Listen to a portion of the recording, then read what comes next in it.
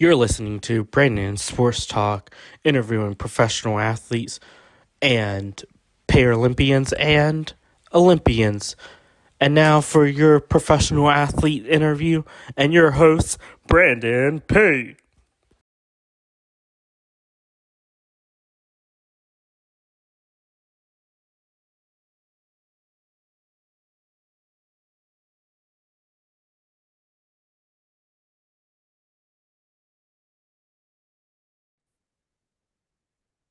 Welcome back to Brandon Sports Talk. In today's episode, I have the privilege of interviewing the Australian Olympian athlete for shooting, Serge Legeski. How are you doing today?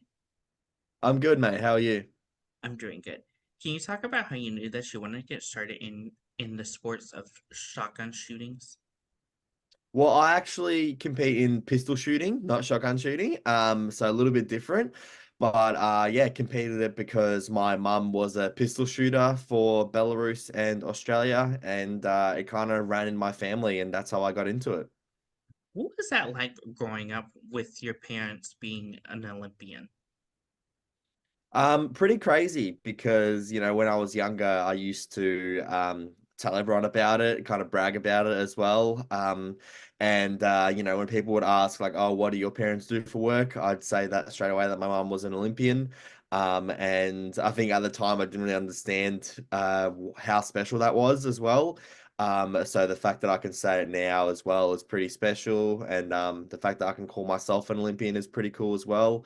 But growing up with it is was pretty great. It definitely gave you a lot of bragging rights for sure. What was it like getting involved in the sport of pistol shooting? Yeah, so it's obviously a sport that isn't as big as the athletics or the swimming. However, it's still quite popular in Australia. It's definitely a sport that when you say that you do pistol shooting, people got kind of taken back by it. They're like, "Oh, what do you mean?" So it's a definitely a niche sport. So probably deserves more attention than it should be getting. So growing up in the sport, you get a lot of weird reactions, but still loved every minute growing up in the sport.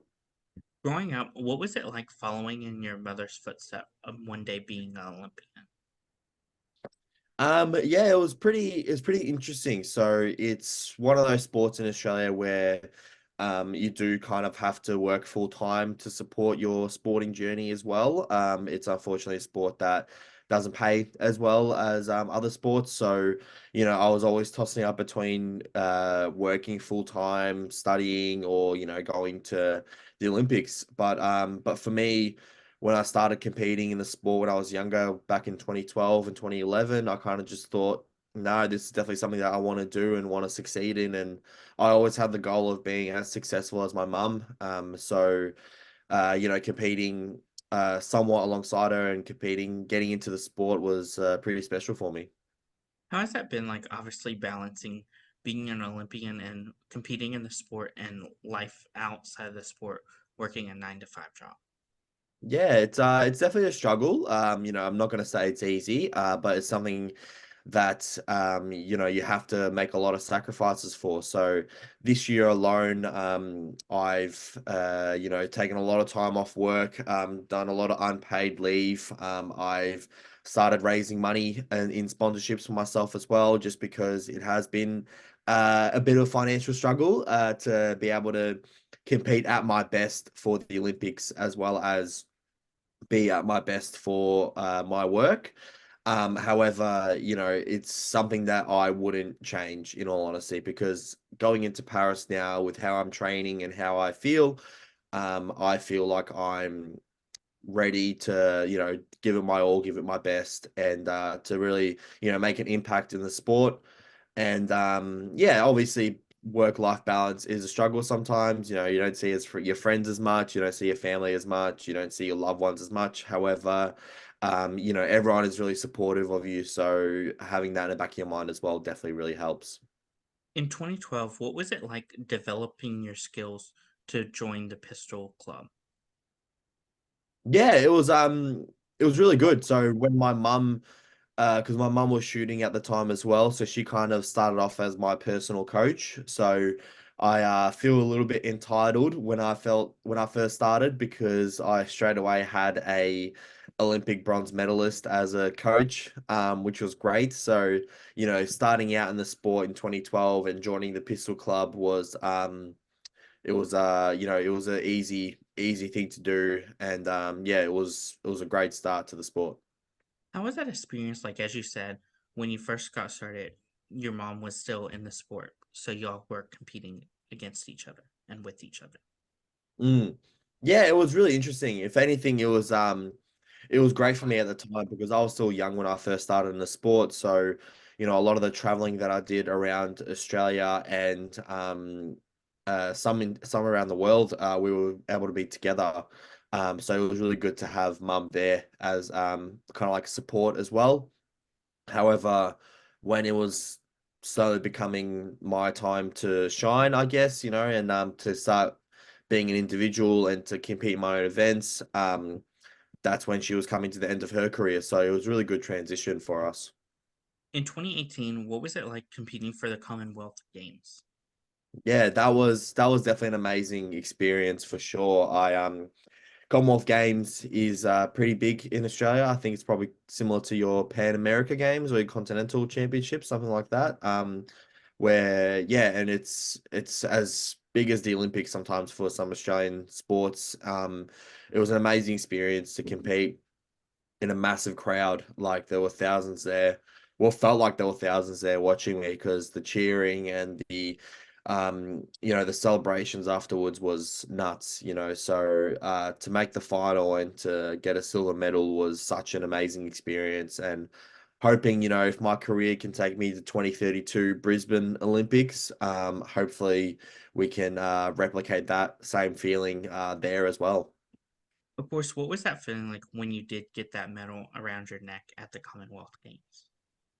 Oh, it was so special. Like, in the final, unfortunately, to the end, I started dropping off and I knew I won the silver medal by the last series. But for me, it felt like I knew I missed out on the gold medal. However, once I put the gun down and I looked at the crowd and how they were cheering, it all those negative thoughts went away.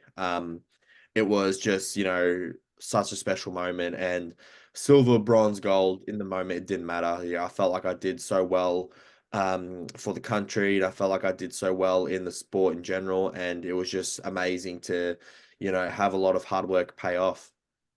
For my listeners that don't know, how do you compete in pistol shooting?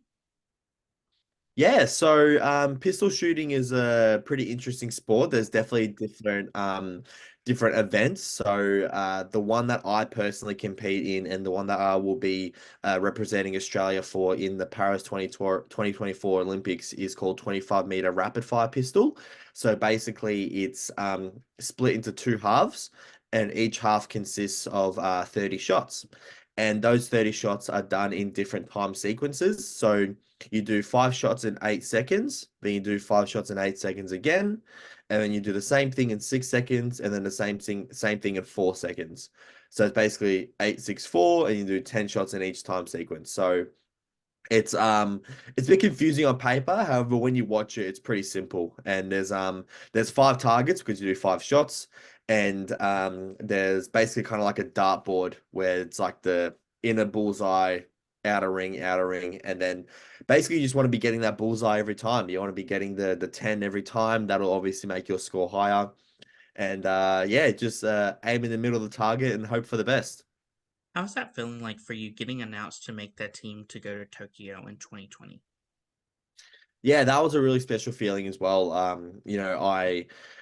was 4 years before that for Rio Olympics. I was on the cards, I guess, for the Olympic team. However, I did know back then that I was probably not disciplined enough in my maturity, as well as I was just too young in the sport. So, when the Rio team got announced, I wasn't hurt or anything, but I was more motivated for the Tokyo team, and I was like, yeah, in 4 years this will be me. So those next 4 years after Rio Olympics was my motivation to make the Tokyo Olympics. And I was just training and training for the Tokyo Olympics. And then when that team got announced, I was really confident in myself because the Tokyo Olympics, I did really well in my selection, in the selections, the competitions, and I knew after the selections that I would be announced on the team. But obviously there's a bit of a waiting game there. And then when they announced the team, it was a bit of a sigh of relief, followed by um, a a lot of determination and a lot of confidence. Of course, after getting announced to make the team, what was that preparation like preparing to go to Tokyo? Yeah, so the preparation was interesting because initially we would have only had about, from what I remember, about 4 to 5 months to, I guess, prepare in that time. However, obviously, due to COVID and what the world was going through at the time, it got extended by 1 year. So it was a really interesting experience having that 1 year off, especially in Australia. In Australia, we were in especially the city I'm from, Melbourne, we were going through major lockdowns. A lot of stuff was closed and we weren't allowed to leave our houses. So training was difficult. However, I did the best I could. I managed to do the best I can with the situation that we had. So preparation was I'm going to say very interesting, very, I guess, drawn out. But, once we got to Tokyo, it was just a massive sigh of relief. Like, I'm finally here. I'm ready to go. Once you did get to Tokyo, what was that feeling like putting on the Australian uniform for the first time with the Olympic rings? Yeah, it was pretty incredible. You sometimes as a career as a sports athlete, you go through different Australian uniforms, I guess, like one for shooting, one for Commonwealth Games, one for the Olympics. But when you're putting on the Olympic uniform, it's just fantastic. It's like putting on a wedding suit for the first time or something. So it's like it was just incredible to put that on and to have it, and it's one in a million. It's like, something that not a lot of people can achieve and have that. So the fact that I can be putting on the Australian uniform and Australian Olympic uniform and I get to do it the second time this year, it's yeah, a fantastic feeling. When you did get to the Olympics, what was that feeling like knowing that all your hard work and your dreams paid off for this moment? Yeah, so that's a really interesting question because in Tokyo, I actually had this feeling afterwards that my hard work didn't pay off because I feel like I didn't perform the best I could. Obviously, I tried to perform the best I could on the day. However, based off my results, it just wasn't the best that I could have done. And that was the product of not competing overseas for 2 years and me mentally struggling to jump over that hurdle. However, it was a big sigh of relief. Like I've done it. I've finally competed at the Olympics. Not the best of my ability. However, I can now have a bit of a break and I can focus on the next game. So, and that's exactly what I did. I had a bit of a break and got back into it a few months later, and then just competed at world champs, world cups, and everything up until now. What was that moment I made it moment like for you when you were in the Olympics in Tokyo? Yeah, it was a pretty special moment, obviously, walking around the village, seeing so many different athletes and so many different sports, meeting so many new people. I was in the same floor, or almost the same floor. I think we were one below as the Australian flag bearer, who one of the Australian flag bearers, Paddy Mills, who's a basketball legend in Australia. He plays in the NBA. He So I got to, share an elevator with him and have a chat with him, and just being in the village and being at the Olympics, it's surreal. You see so many different athletes from so many sports that you respect and idolize, and then the fact that you're on the same team as them is a crazy feeling. What was that feeling like as a first time Olympian getting to see those people that you may have looked up to that are in that same village that you were in? Yeah, it's nuts because you sometimes, especially coming from a sport of shooting where, it's mainly popular from the Olympics, it's not really popular in other times of the year and other seasons. you feel like you're just surrounded by celebrities, you feel like you're surrounded by NBA All-Stars, you're surrounded by Oz Open tennis champions, you're surrounded by like just so many different caliber athletes. So to be sharing the same table as them at the dining hall, to be sharing the same building as them, and to be, chatting to each other, giving each other nods, giving each other good lucks and fist bumps and high fives. It's crazy, but you do sometimes, if you take a step back, you do sometimes you have to realize that, you're there for a reason. You're there because you are good enough to represent Australia at the Olympic level. So you have to, you still get a bit starstruck, and you still get a bit like, oh, I'm next to Kay Campbell or Patty Mills. However, um, you realize as well that you are in the same team as them. So, um, they could be saying the same thing as well. So it's still pretty crazy experience for sure. What was that moment I made it moment like for you at the Olympics? What moment? Sorry. The moment I made it moment like. Yeah, yeah. Oh, it was, yeah, it's just an incredible feeling, in all honesty. That's like the only word I can describe it as. It's one of the feelings that few people get around the world, and the fact that I've gotten it, and I'm sort of feeling it twice now because of the Paris Olympics. It's a sigh of relief from hard work paying off, but then it's also a you get a feeling of determination because the job's not over yet, and you still have to wait till you compete to, see if the job's over then. What is that feeling like getting to add OLY behind your last name and being known as an Olympian? Yeah, it's pretty crazy. Like I actually only found out about it a few years ago that you can like apply to get that OLY put in on your last name, and I never knew that. So I'm definitely gonna look into it after Paris. Like I said, it's like, it's like putting on the uniform. It's like being at the Olympics. It's one of those feelings that few people around the world can have and can appreciate. And I feel very, very grateful to be able to, grow up the way I grew up, and to participate in the sport that I participate in, and to have that OLY in the back of my name, and to say that I'm an Olympian. Always we have a saying in Australia: once an Olympian, always an Olympian. So it's pretty incredible. What does it feel like to be known as one of those members of the elite fraternity as an Olympian and joining your mother as an Olympian?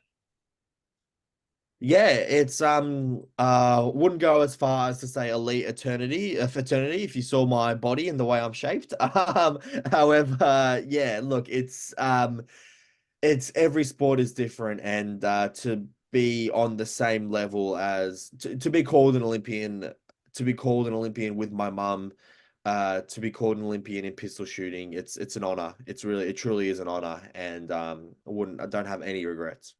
What does it mean to you to be an Australian pistol shooter? It's fantastic. I love the community here in Australia. I think the reason why people love sports, the reason why athletes love sports is because I think that a lot of athletes love the community that's behind the sport, and I love the shooting community here in Australia. Our nationals are one of the biggest nationals in all of shooting in Australia, so to get together with the pistol teams, and to, just to chat and to have that banter, to really come together as a team is fantastic, and I wouldn't change it at all. What was that feeling like when you've received your Olympic ring and having the Olympic rings and the Australian flag on it? Yeah, it was it's again, like, it's such an incredible feeling, and you just feel so honored. You feel amazing to be able to represent Australia, and to do that twice now is just fantastic. What are some of your favorite memories or moments in the Olympics? I think for me, Tokyo, just arriving and walking around the village and really just soaking it in and soaking into the atmosphere that I'm in. arriving at the facilities as well, um, training in my first training session. There's some of the special moments that I'll always cherish because it was that feeling of such pride for me, and as well as such love for the sport and love for the country and the fact that I'm there.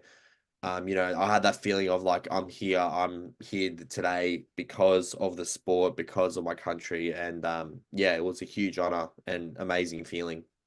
How's it like getting to meet your fans and having them ask for your autographs and photos with you? Yeah, it's always special. Like I said before, unfortunately, shooting's one of those sports. It's not as big as the basketball and stuff. But when I have people at my local gun club or at nationals, like especially juniors coming into the sport to ask for photos with me because they want to be as good of a shooter as me.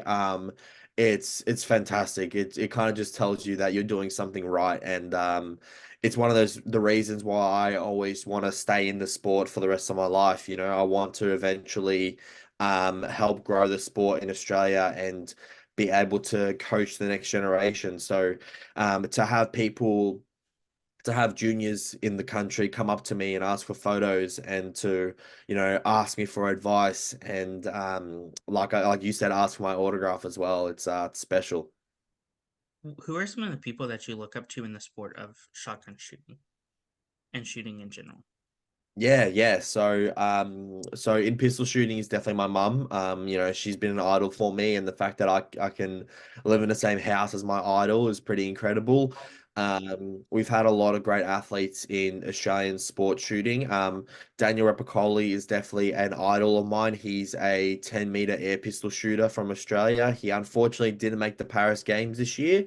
However, he is I'm going to say, four-time or five-time Olympian. And what he's done with his life and how successful he's been, he's definitely an idol. And we've had, yeah, Australian sports shooting has had some very successful athletes, so it's hard to pinpoint them, but they're definitely some people that I've looked up to and have really admired and respected throughout the sport. What are some of your future plans in the sport of pistol shooting? Yeah, so after Paris, right now I'm looking more short term, looking at the short term goals, and currently that is the Paris Olympics. However, I do eventually see myself coaching. I do eventually see myself retiring from the sport and helping the younger generation, helping develop the sport in the country as well in Australia. So I'm really keen to try get that started, and yeah, that's what I can see myself doing, but I'm very indecisive sometimes. So after Paris, I might think, you know what? Time for another cycle, time for another round. Let's do this. And I'll probably be gunning for LA Olympics. So you never know. What is that going to feel like to obviously prepare for Paris and eventually maybe LA? Yeah, so preparation for Paris has been really intense, but has been fantastic as well. Like I've been really confident in my shooting. I felt really feeling really good, really strong. And LA seems like such a long time away. Like, it is 4 years. 4 years to some people is quick, but for some people it is very far away. And LA does seem very far away. But I think my preparation for LA will be pretty similar, quite intensive. And leading up to the LA Olympics, just give it my all and do the best I can. What advice would you give those people looking to get started in the sport of pistol shooting? Yeah, so basically the advice I would give is to I guess when you first start, just to take it easy, realize that it is a sport that can give you a lot of opportunities. So have fun with it. Once you find it fun, and once you make some friends in the sport and enjoy the sport, then start thinking about the serious option of committing to training sessions and trying to make the teams because if you're going to try and make the Australian team and you don't enjoy the sport, you're never going to succeed. So really find enjoyment in the sport. I think that's my biggest advice because some people end up resenting the sport, and I think that's just for all sports in general, not just for shooting. There are some people that get into the sport and they end up resenting it because they never enjoyed it. So if you're not going to enjoy the sport, there's no point doing it. I think you have to find enjoyment in the sport, find some passion, find some love for it, and then, if you can, if you see yourself actually doing very well, and you want to commit to training and competing overseas, fantastic. Give me a call. What advice would you give those people looking to represent their national team, whether it's US, Canada, or Australia? Yeah, so basically just to like I said before, like take it easy, but once you're on that team, don't take it for granted. Take it as you're there to do a job as well. You're there to compete for your country and to do the best you can for your country. You've been given this opportunity because you deserve to represent Australia, and you deserve to represent your flag, and you deserve to represent, you deserve to put that uniform on. So don't take it for granted. Give it your all and give it the best you can. And as long as you do that, you should walk away proud. What advice would you give those first time Olympians and even second time Olympians looking to compete? Yeah, it's an interesting question because currently I am a second time Olympian. So, and Tokyo was such a crazy experience. Such a different Olympics. So I think my advice would be, and this is what I'm telling myself as well, is to enjoy the little things, enjoy the village, enjoy the city, enjoy the volunteers, enjoy the atmosphere, because how often are you going to see that? So yeah, that's my biggest advice for sure. That's great advice. Where can my listeners find you on social media? Yeah, so you can find my Instagram at Sergei.Evglevski. It's probably pretty hard to find, but there's not a lot of Sergeys out there. So if you just type in Sergei and then Evglevski, Evglevski, you'll be able to find it there. I've got a Facebook page as well. I've got a sports fundraising page as well through the Australian Sports Foundation. So yeah, I've got a TikTok as well, actually, Sergei Evglevski. I post quite a bit there about my sport and about the sport of shooting, and I try to personalize it for people. I try to make it fun. So yeah, definitely look me up on social media, and yeah, take it from there. Thank you again, Sergei Lukeski, for your interview, and best luck in your future in the pistol shooting for Australia as an Olympian. Thanks, mate. I appreciate your time. Thank you very much. Thank you. You can find Brandon Sports Talk on Instagram at Brandon Sports Talk, Twitter at Talk_Brandon, and you can find me on YouTube at Brandon Sports Talk. Don't forget to like, comment, and subscribe. Thank you again, Sergei, for your interview, and best luck in your future. Thank you. You've been watching Brandon Sports Talk. Please feel free to like, share, and subscribe to Brandon Sports Talk on social media and on YouTube.